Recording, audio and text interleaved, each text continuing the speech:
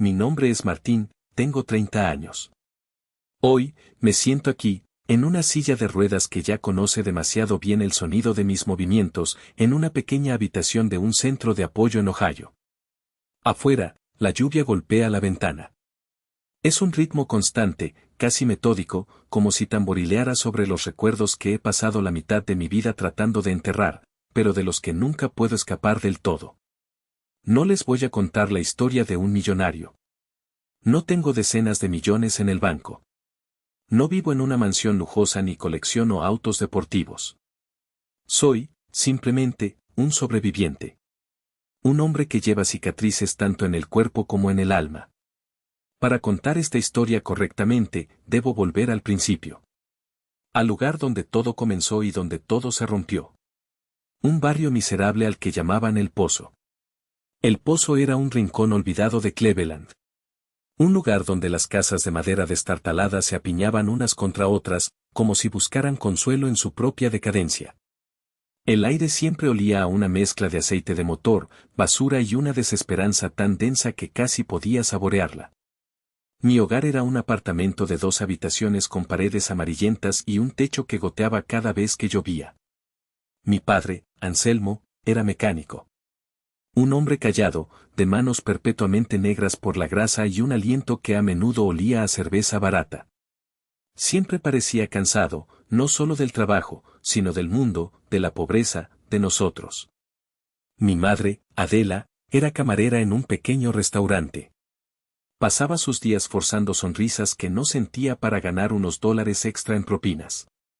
Éramos pobres. Tan pobres que la cena, muchas noches, consistía en sándwiches de mantequilla de maní. Aprendí desde muy temprano a no pedir nada, a no desear nada más allá de lo que teníamos. Pero yo era un niño, y los niños siempre encuentran una manera de soñar, ¿verdad? Mi mundo era el pozo, y mi reino era la montaña de neumáticos viejos detrás del taller de mi padre. Allí conocí a mi único amigo, Simón.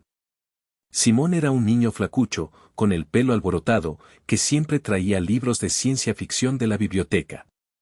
Recuerdo una tarde, escondidos dentro de un neumático gigante, mientras el sol de Ohio se derretía en el horizonte.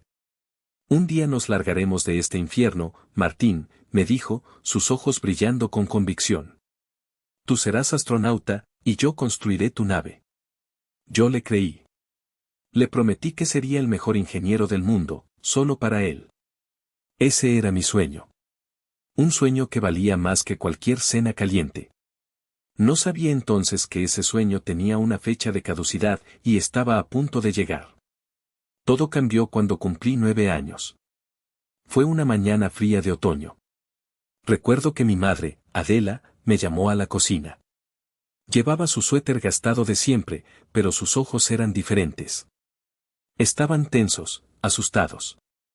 Martín, dijo, con una voz que temblaba ligeramente, hoy no vas a la escuela. Tenemos una revisión médica. Un lugar especial. Yo, en mi inocencia, me emocioné. ¿Un lugar especial? Casi nunca salíamos del pozo. ¿Qué tipo de revisión, mamá? No estoy enfermo. Mi padre, Anselmo, apareció en el marco de la puerta, limpiándose la grasa de las manos con un trapo. No hagas tantas preguntas. Solo vámonos. Nos subimos a la vieja camioneta de mi padre. La llamábamos la máquina de toser por el sonido asmático que hacía el motor al arrancar. El viaje fue largo, horas. Dejamos atrás el pozo, atravesamos campos vacíos hasta que llegamos a un edificio gris. Estaba solo, al lado de la autopista. No parecía un hospital. Parecía más bien un almacén, sin letreros, sin gente entrando o saliendo. Solo una pesada puerta de hierro y unos pocos autos estacionados. Tomé la mano de mi madre. Estaba helada. No tengas miedo, Martín, susurró. Pero era ella quien temblaba. Adentro, todo estaba inquietantemente limpio. El aire olía a antiséptico. Un hombre con bata blanca y gafas de montura de acero nos recibió. Se presentó como el doctor Fausto. Sonrió, pero su sonrisa no me dio ninguna seguridad. Un chico sano y fuerte, dijo, dándome una palmada en el hombro. Solo unas pequeñas pruebas, campeón, y estarás en casa en un santiamén. No recuerdo mucho de lo que pasó después. Me llevaron a una habitación completamente blanca. Me dijeron que me acostara en una mesa de metal fría. Sentí un pinchazo en el brazo. Luego otro en el cuello. Empecé a sentirme somnoliento, mis párpados pesaban 1 tonelada. El mundo se volvió negro. Cuando desperté, estaba de nuevo en mi cama, en el pozo. Me dolía la cabeza y el cuerpo, como si hubiera corrido un maratón. Mi madre estaba sentada a mi lado. Le pregunté qué habían hecho. Solo una revisión. No te preocupes, dijo, pero evitaba mirarme a los ojos. Unas semanas después, comencé a sentirlo. Primero, dolores agudos en las piernas, como si me clavaran agujas calientes. Luego, empecé a caerme. Un día, estaba con Simón en nuestra montaña de neumáticos. Intenté escalar, como siempre, pero mis piernas simplemente no respondieron. Caí al suelo. Intenté levantarme, pero no pude. El pánico me invadió. Simón corrió gritando a buscar a mi padre. Anselmo vino, me levantó en brazos y me llevó a casa. No había preocupación en su rostro. Solo irritación. ¿Por qué no tuviste más cuidado?, murmuró, como si fuera mi culpa. Pocos meses después, ya no podía caminar.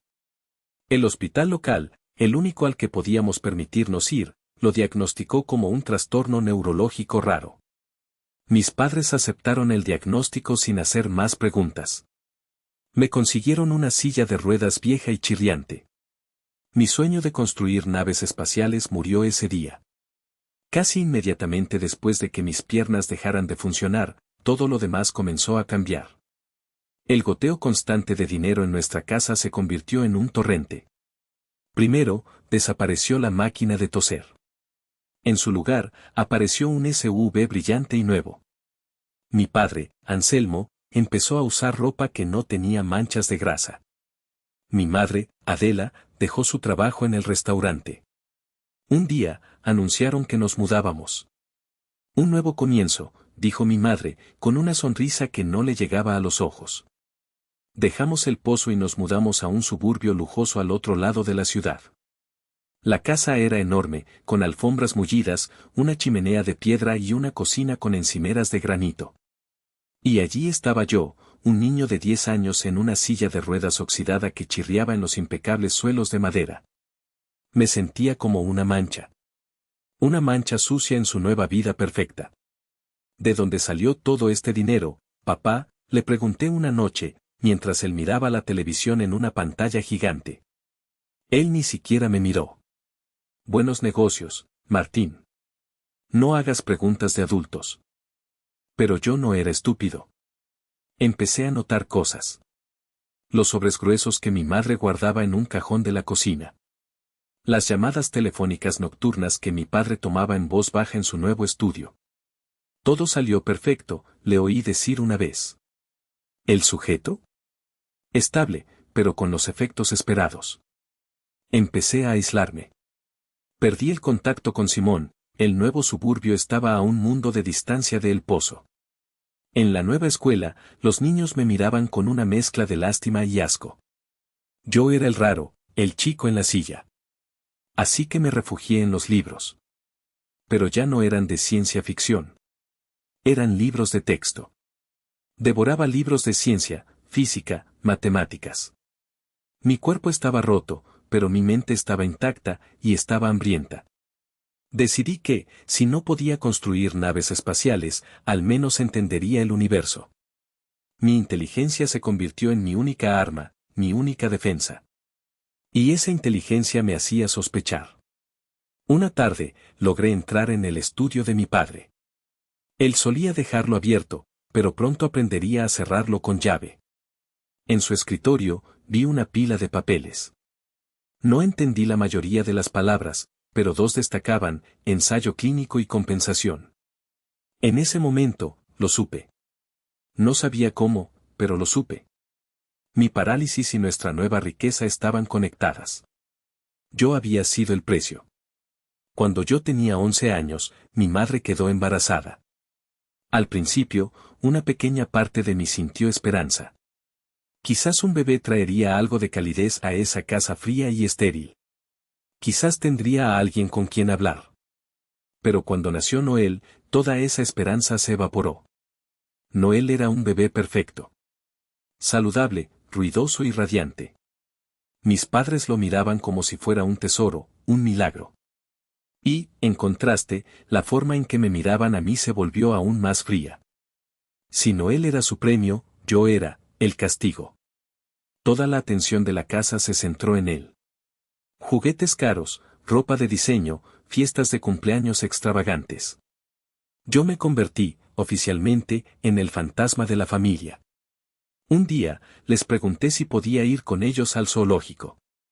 Mi madre, Adela, ni siquiera levantó la vista de donde estaba jugando con Noel. Martín, por favor. Solo complicarías las cosas. Es difícil llevar tu silla a todas partes. Sus palabras me cortaron más que cualquier aguja.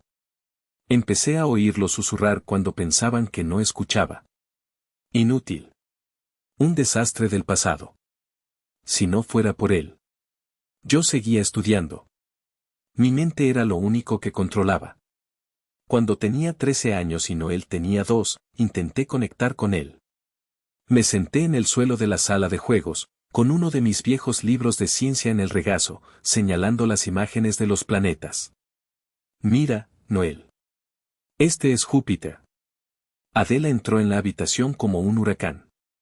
Agarró a Noel de mis brazos casi con violencia. Déjalo, Noel. No molestes a tu hermano. Lo estás cansando, me dijo a mí, pero miraba a Noel. Como si yo pudiera contaminarlo. Como si mi cuerpo roto fuera una enfermedad contagiosa. Ese día dejé de intentarlo. El estudio de Anselmo ahora estaba siempre cerrado con llave. Una noche, lo vi llegar tarde y lo observé desde el pasillo. No puso la llave en su bolsillo. La deslizó dentro de un libro hueco en el estante, El arte de la guerra. Lo anoté mentalmente. A medida que crecía, el resentimiento de mi padre se hacía más evidente. Ya no era solo indiferencia, era desprecio activo. Odiaba mi presencia. Odiaba que yo fuera un recordatorio viviente de algo. No sabía exactamente qué era, pero sabía que la respuesta estaba en ese estudio cerrado. Sabía que la verdad de por qué yo estaba en esta silla, y por qué Noel era el heredero de todo, estaba conectada. No sabía que esa conexión estaba a punto de explotar en la noche más humillante de mi vida. Llegué a los 18 años. La edad de la libertad, decían. Para mí, era solo otro número que marcaba mi encarcelamiento. Ese año, el Día de Acción de Gracias fue una producción de Hollywood. Mis padres habían ascendido socialmente y necesitaban demostrarlo. La casa olía a pavo asado, pastel de calabaza y vino caro. El sonido de las risas falsas llenaba el aire. Adela, mi madre, lucía radiante con un vestido elegante.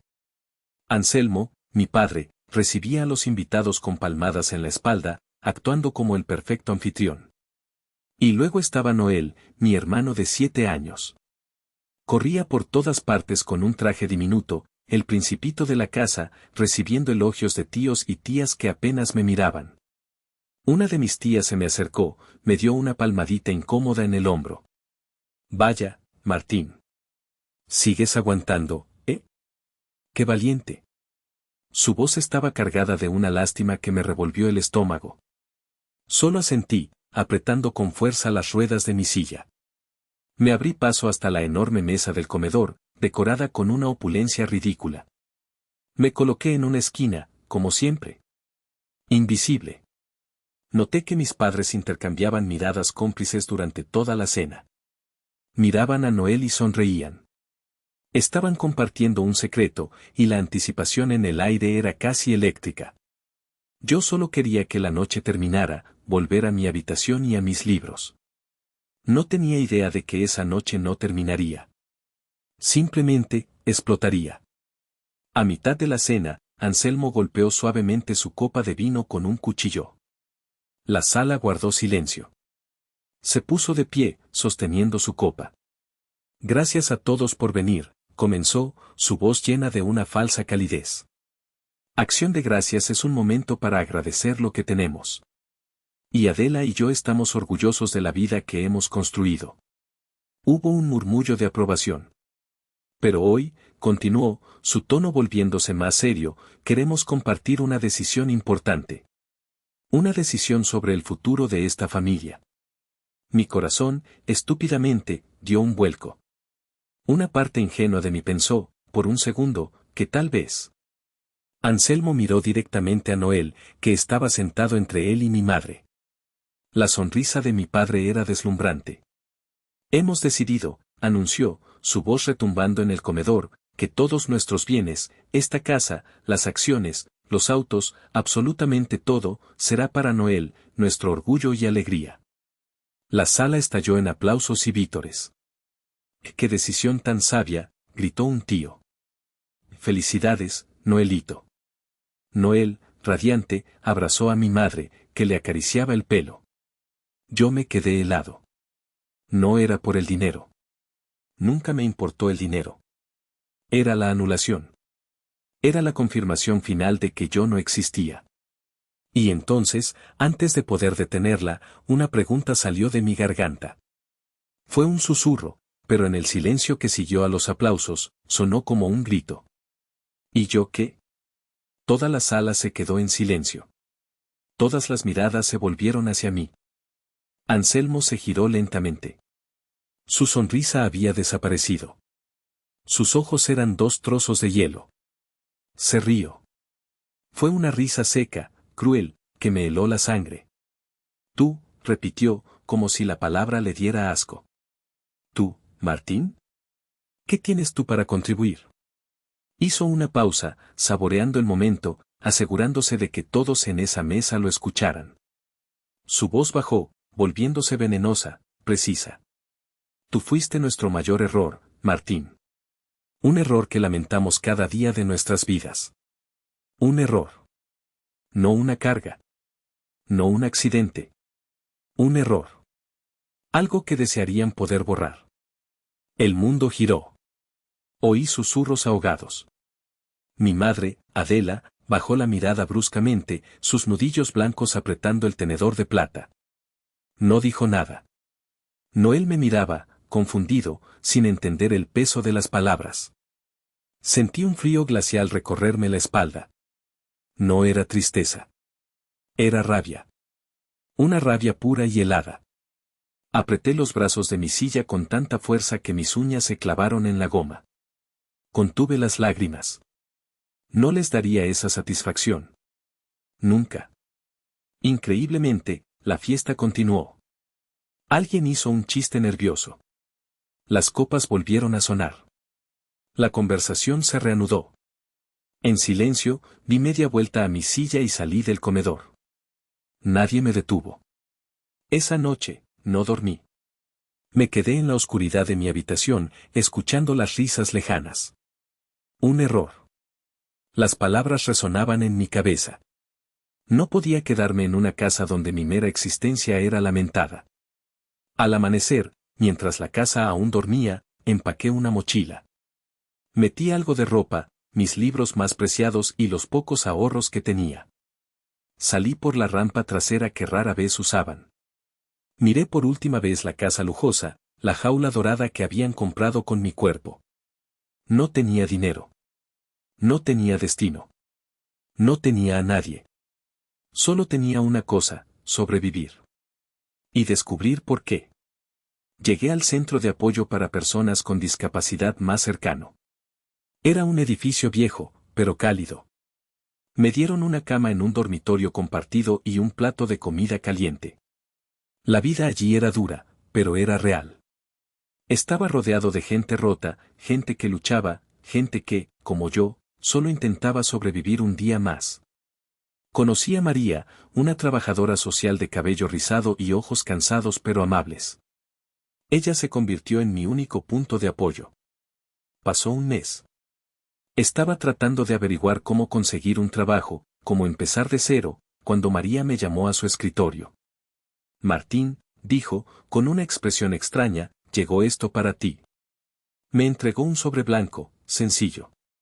No tenía remitente. Solo mi nombre, Martín, escrito con una caligrafía temblorosa.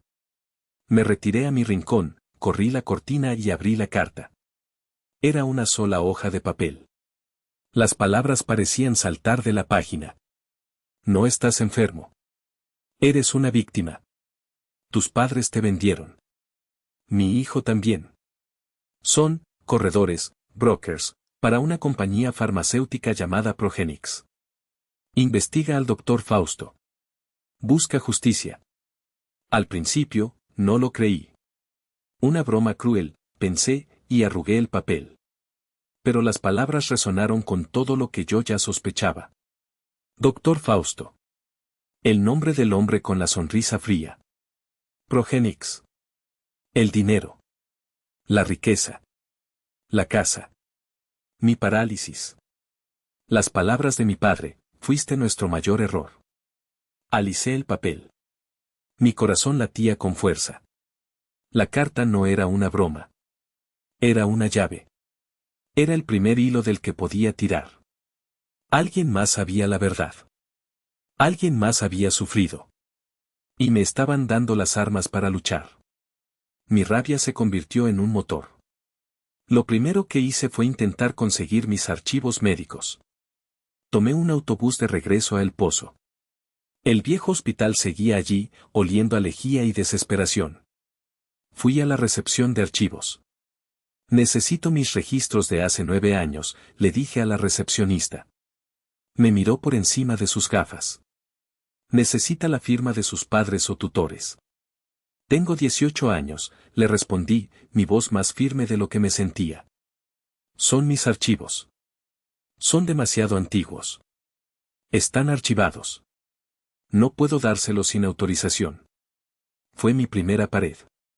Me tomó 3 días. Tuve que volver al centro y pedirle a María que contactara a un abogado voluntario.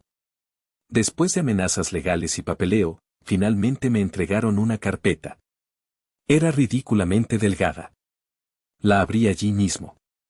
Trastorno neurológico no especificado. Sin análisis de sangre. Sin resonancias magnéticas. Sin pruebas. Solo una nota escrita a mano en la parte inferior, transferido de instalación privada. Doctor Fausto. Era la confirmación que necesitaba. Doctor Fausto. Salí del hospital y me dirigí a las calles de El Pozo. Mi antiguo barrio. Tenía que encontrar a alguien que recordara. Encontré a la señora Ofelia, mi antigua vecina. Estaba sentada en su porche, tejiendo, igual que la recordaba. Martín, dijo, entrecerrando los ojos. Dios mío, eres el niño escalador. Le pregunté por mis padres. Ella suspiró. Cambiaron, mijo. Cambiaron rápido. Recuerdo que tu madre, Adela, lloró mucho cuando volvieron de esa cita médica, contigo. Lloró por días. Y luego, de repente, tenían dinero. Se fueron. Nadie entendió nada. Le conté sobre la carta. Ella bajó la voz. Se decían cosas. Había rumores sobre esa clínica en la autopista. La gente decía que hacían negocios turbios. Seguí buscando.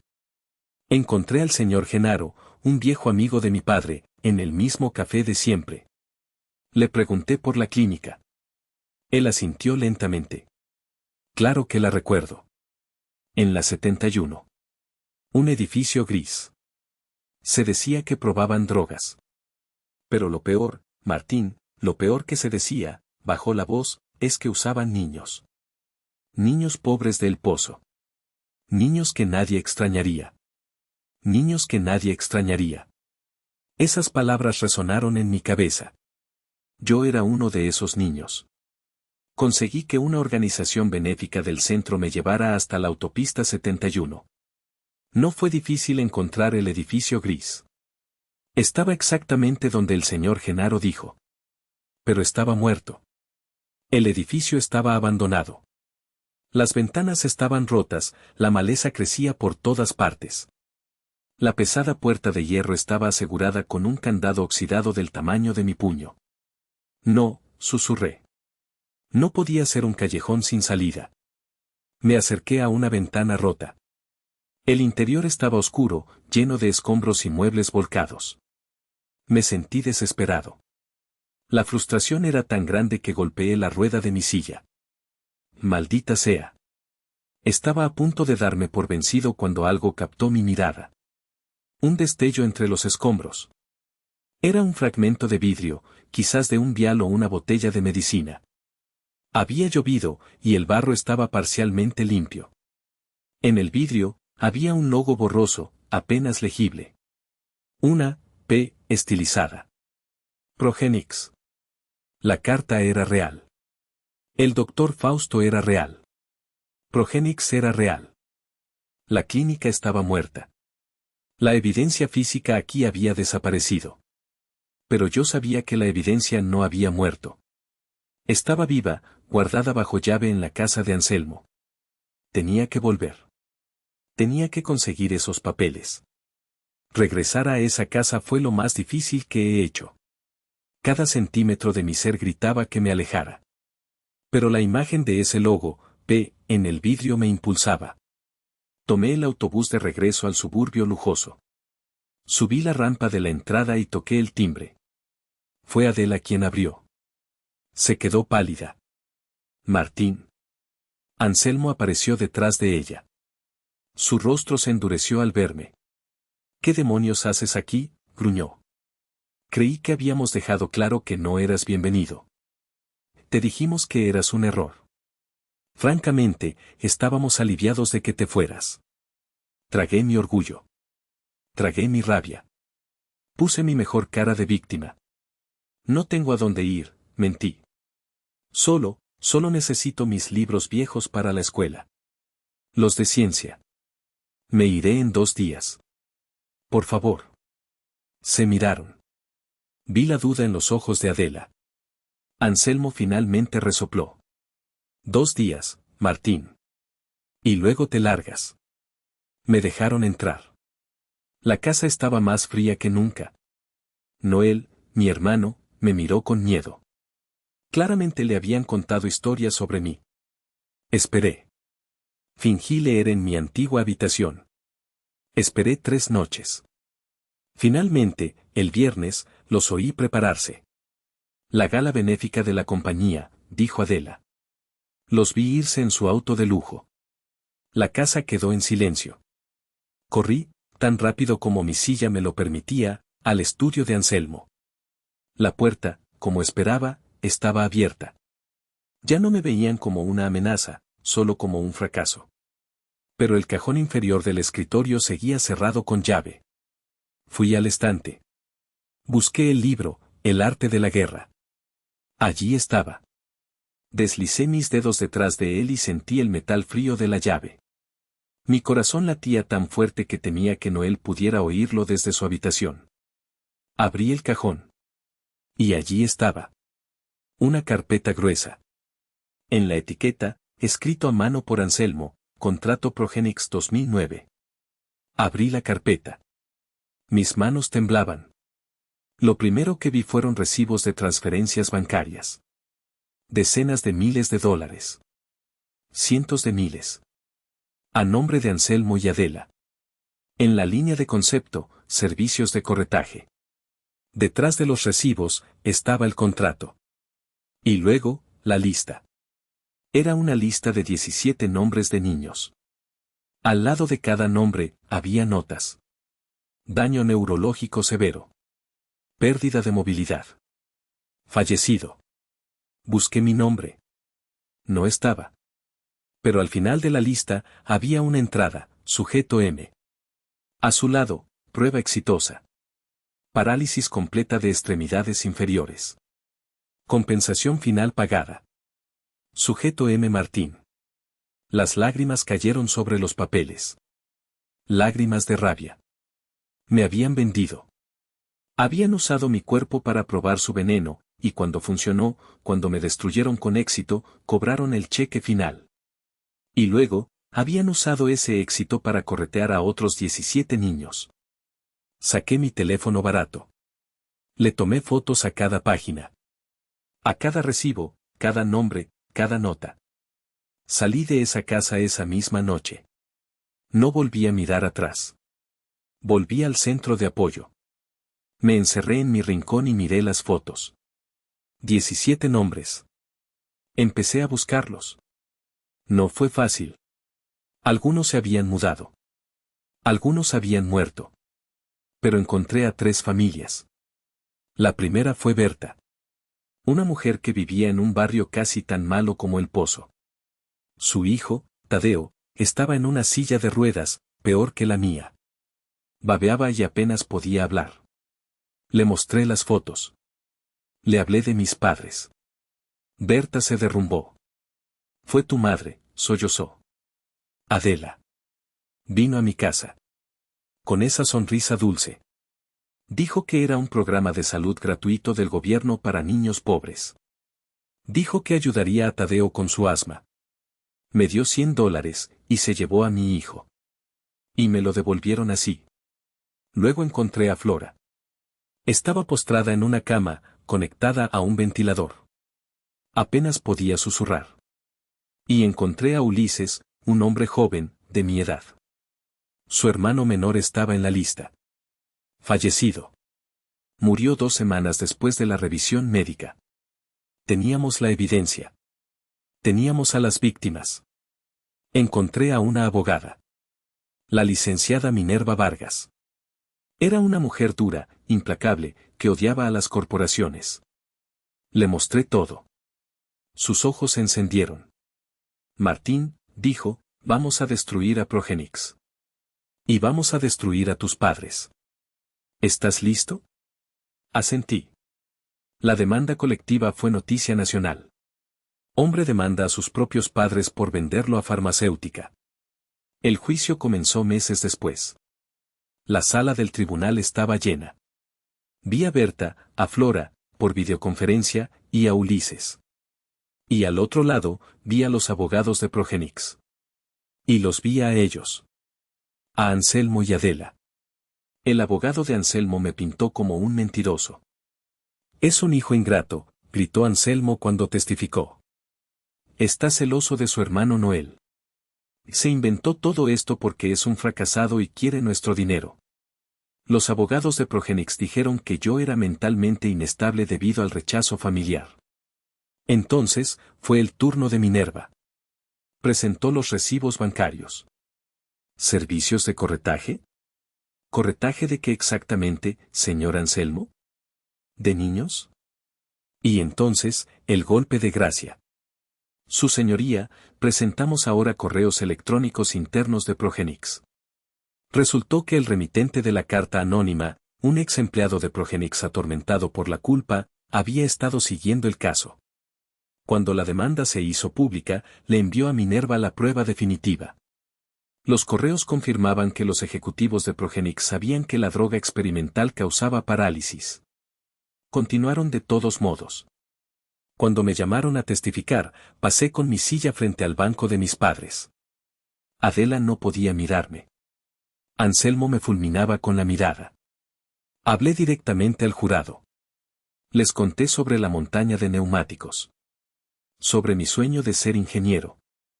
Y les conté lo que mi padre me dijo en acción de gracias. Me llamaron un error, dije, mi voz quebrándose por primera vez. Pero el único error aquí fue el de ellos. El error de Progenix al pensar que podían destruir la vida de 17 niños y que nadie se daría cuenta. El error de mis padres al pensar que yo me quedaría callado. Cuando Flora testificó desde su cama, apenas un susurro a través del ventilador, vi a mi madre, Adela, derrumbarse. Sollozó incontrolablemente. El veredicto tardó 3 semanas. Culpables. Todos. Anselmo y Adela fueron condenados a 40 años en una prisión federal por tráfico humano, abuso infantil y conspiración.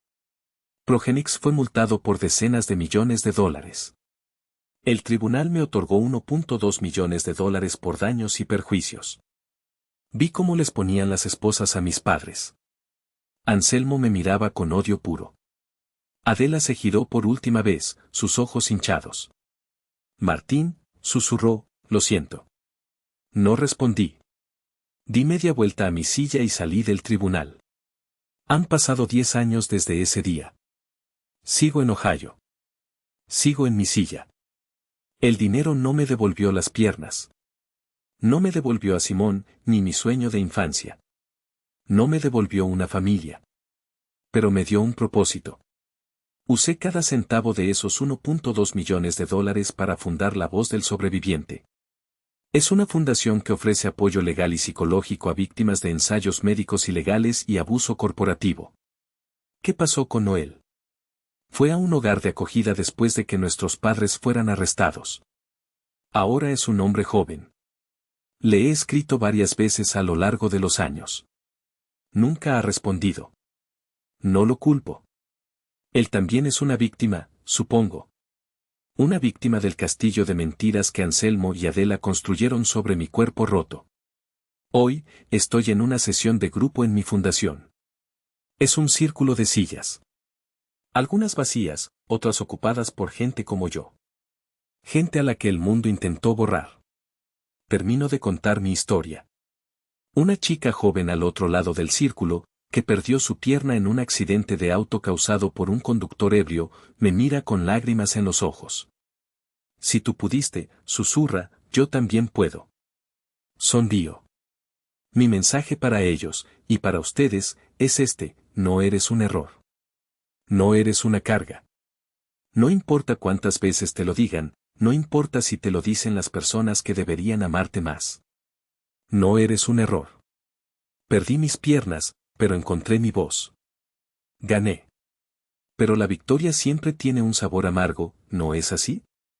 He construido una vida nueva.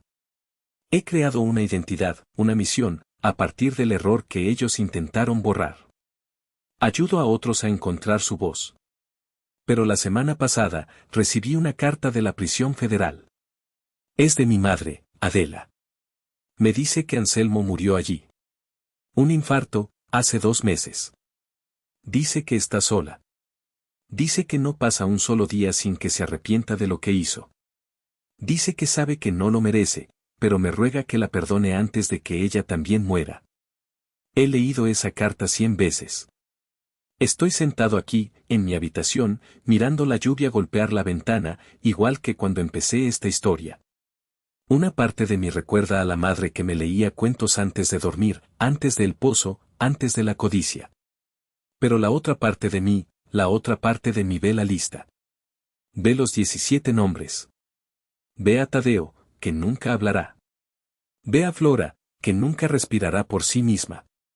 Ve la tumba del hermano de Ulises. Y no sé qué hacer. Construí mi vida sobre la base de que yo no era un error.